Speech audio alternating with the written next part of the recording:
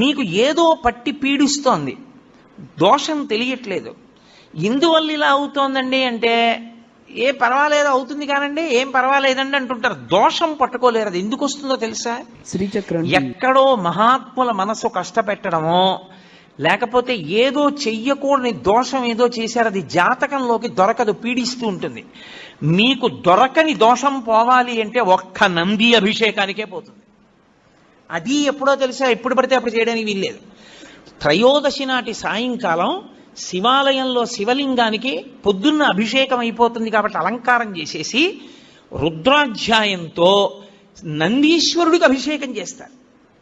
అభిషేకం చేసి నంది మూర్తినంతటినీ కడిగి అలంకారం చేసి చందనం బొట్టు పెట్టి నందీశ్వరుడికి శివలింగానికి ఏకకాలంలో హారతిత్తితే సమస్త దోషములు ఉపశాంతి పొందుతాయి. శ్రీచక్రం టీవీ ఒక్క త్రయోదశి నాడే.